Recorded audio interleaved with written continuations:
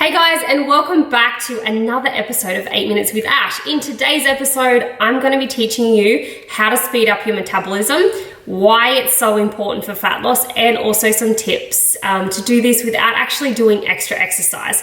So guys, a faster metabolism can equal fat loss without exercising more. I know it sounds super crazy. So first things first, what even is a metabolism? Okay, so your metabolism is how many calories your body burns throughout the day from living, exercise, non-exercise activity as well, and also the calories that you burn from the food that you eat as well. Now, you're probably wondering, why does it even matter that you even need to know this? Well, if your goal is to lose fat or gain muscle, it's extremely important to understand, and especially important if fat loss is your number one priority. The most common problem that I actually see with women is eating too low and exercising way too much. Now, these are the women that I specialize in helping as my main priority. It sounds super counterintuitive, but stick with me guys, I promise you it's going to make sense. So eating not enough calories for the day and training for even as little as say 45 minutes at 1 hour, or sorry, for 1 hour at a high intensity for say 5 to 6 sessions a week can actually cause your metabolism to slow right down, which effectively means that your body will be working towards burning less and less calories every workout as your body adapts to becoming efficient to the conditions that you're actually putting it under. Now, I'm not going to go into too much detail on this particular topic. I have done heaps of in-depth videos prior to this one. So guys, I will pop a link to the last one below, but make sure you check out my channel so that you can check them all out. Now, it is actually all about the signal that you're sending your body. Now, this type of training signals your body to enter endurance mode, okay? So like a marathon runner, for example. Now, you don't have to run a marathon to enter this state. Believe it or not, depending on your body type, entering this fat storing mode can happen in as little as, say, 15 minutes. Now, that's around about the time that it is for me. But for sure, super high percentage of people will enter this state easily from the 45 minutes to an hour stage. Now, once your body switches from muscle building mode to endurance mode, your body's goal is to become efficient at endurance. Now, it does this by increasing what it doesn't need. Decreasing what it doesn't need, and what it doesn't need is muscle. Muscle isn't actually efficient for endurance. Now, once again, think like a marathon runner. It wants to hold onto fuel, so it does slow down your metabolism and starts to store fat. Now, majority of my clients, they come to me because they are doing what seems natural, yeah? They're eating less and less, they're training more and more, and they're trying to get closer to their ideal body type. Now, this slows down your metabolism even further. So, you know, they might be eating as little as 1,400 calories a day, and the more weight, they are gaining more weight. So what happens is they're increasing more HIIT or cardio or whatever it might be, trying to burn more calories, and they're in this vicious cycle that never ends, and it only ends in weight gain. Now, when I explain the whys and the hows to my ladies, it's pretty normal for them to be super skeptical. It doesn't seem right at first. Then at like around magic number 3, week 3, they're eating more than they ever have in years, training less than they ever have in years. And this is when they start to, you know, feel really, really good and comfortable with the program. This is when I get gratitude text messages. Thank you, ladies, by the way. It doesn't matter how many I get, it still makes me smile and it warms my heart every single time. So I have spoken about this in more detail in previous videos. Particularly, I have a video called How Cardio Might Actually Be Stopping You from Losing Fat. So if you have missed that, head to the link below where I'll be able to pop that in there and you'll be able to learn more. Now, when you're eating in a calorie deficit for a long time, I'm talking even as little as a few weeks, to be honest, your body adapts and slows down your metabolism to keep you alive. So you're eating 2,000 calories and your body maintains its weight at this amount, and you start clean eating and cutting out junk. And normally what happens when you go on a typical 8-week challenge meal plan, or, you know, you're on a a fad to get super healthy without even knowing it. You might even reduce your calories to say 1200. Now, you will start losing weight, both from muscle and fat, but after a few weeks, your body's going to adapt to those calories. You'll stop losing weight, and your new maintenance level will actually be 1200 calories instead of the 2000. So now that you've plateaued with your new maintenance weight of around 1200 calories instead of the 2000, you're going to need to add in more cardio to burn more calories, so that you can continue to be on that weight loss journey. Now, what actually happens at this point is you see the body starting to eat muscle, and it's not needed. Your body doesn't need this muscle according to the signal that you're sending the body through cardio. Now, it starts to store fat, it starts to slow down your metabolism as, I guess, a mechanism, once again, to keep you alive. Now, what can you do different from this point? As you know, to lose fat, you need to eat less calories than your body burns every day, also known as a calorie deficit, which I'm sure you've all heard. Now, but rather than cutting your calories, we actually increase the number of calories that your body burns by speeding up your metabolism in a way that's sustainable forever as well, not just an 8-week challenge or a 9-week challenge or some kind of 12-week fad. So what happens is when you're sitting on the couch, your body will be burning more calories than it would have been previously. This is where it gets really interesting. Your metabolism, all your calories you burn every day, you may have heard referred to as TDEE, I'm sure, which actually stands for total daily energy expenditure, and it's actually made up of 4 parts. So you've got BMR, you've got NEAT, there's TEF, and there's EA. I'll go through each of these in a sec. Don't worry, it's actually a lot simpler than it sounds. So I'll start off with BMR. So that is the amount of calories that your body burns in a day. It's your basal metabolic rate.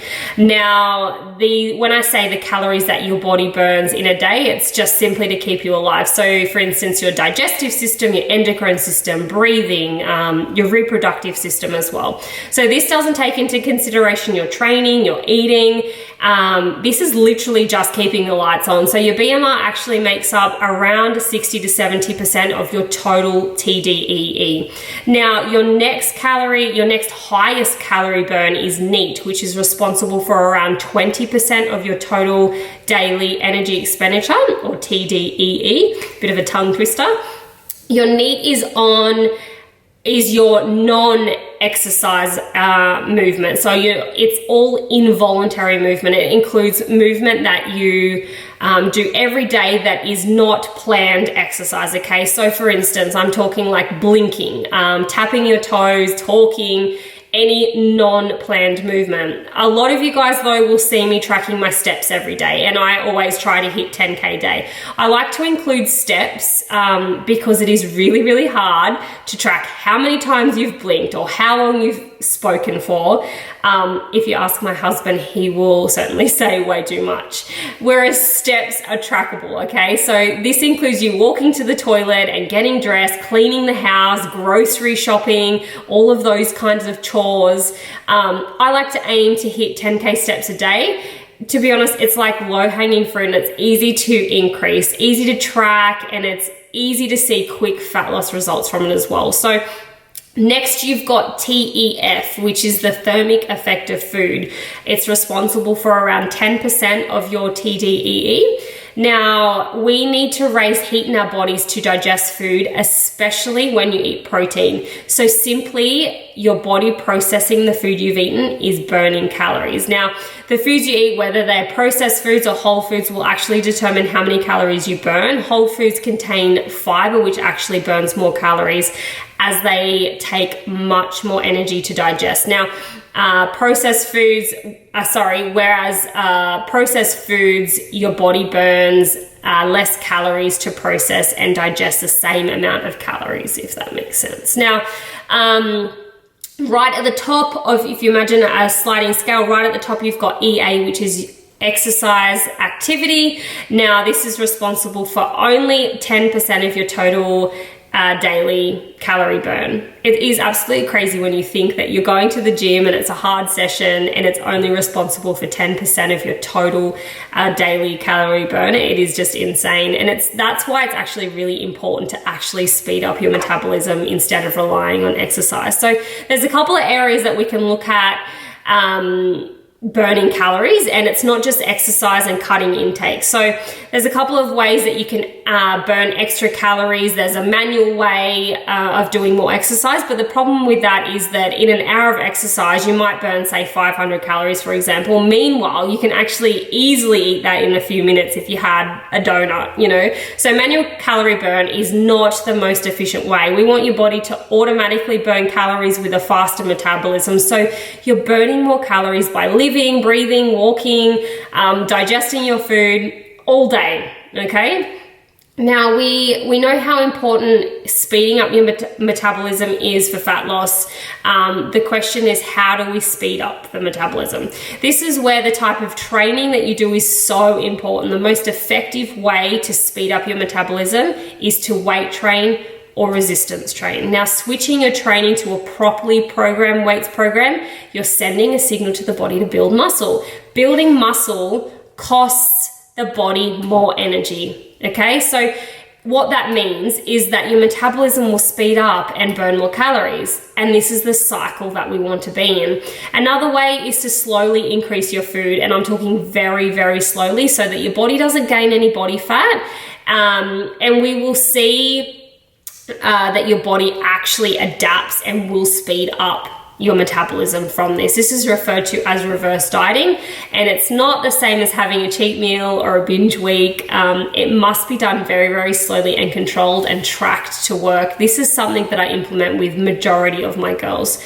The next way to increase is your NEAT, okay? So as you weight train, you feed your body correctly, you're gonna notice that you speak faster, you blink more, you fidget more. If you begin to focus on steps as well, increasing your NEAT will create a bigger energy burn. Everyone is different, but aiming 10K steps a day is an amazing starting point. Lastly, increasing the amount of protein as well as whole foods into your diet. The whole foods are going to increase your fiber intake as well. Like I mentioned before, your food will increase your daily TEF or thermic effect of food. I like to aim for around 30 grams of fiber, and for protein somewhere between 1.3 and 1.8 per kilogram of body weight. This might sound like a lot, which is exactly why that my one-on-one program goes for 9 weeks. By the end of the 9 weeks, my girls can tell me what the 4 components of TDEE are.